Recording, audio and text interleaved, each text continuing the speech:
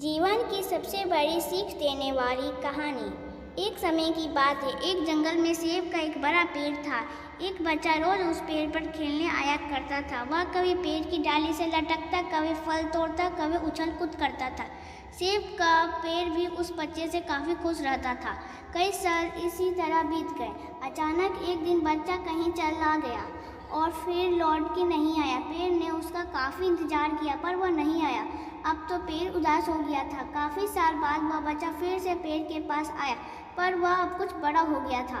पेड़ उसे देखकर काफ़ी खुश हुआ और उसे अपने साथ खेलने के लिए कहा, पर बच्चा उदास होते हुए बोला कि अब वह बड़ा हो गया है, अब वह उसके साथ नहीं खेल सकता। बच्चा बोला कि अब मुझे खिलौने से खेलना अच्छा लगता है, पर मेरे पास खिलौने खरीदने के लिए पैसे ही नहीं हैं।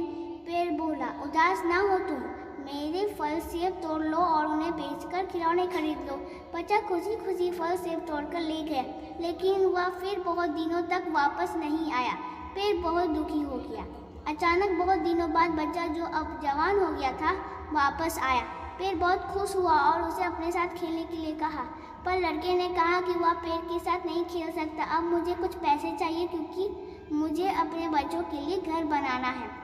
पेड़ बोला, मेरी शाखाएं बहुत मजबूत है, तुम इन्हें काट कर ले जाओ और अपना घर बना लो। अब लड़के ने खुशी खुशी सारी शाखाएं काट डाली और लेकर चला गया। उस समय पेड़ उसे देखकर बहुत खुश हुआ, लेकिन वह फिर कभी वापस नहीं आया और फिर से वह पेड़ अकेला और उदास हो गया था। अंत में वह काफ़ी दिनों बाद थका हुआ वहां आया।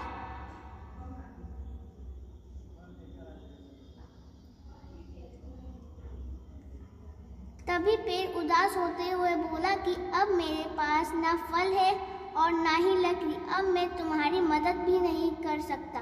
बूढ़ा बोला कि अब उसे कोई सहायता नहीं चाहिए, बस एक जगह चाहिए जहां वह बाकी जिंदगी आराम से गुजार सके।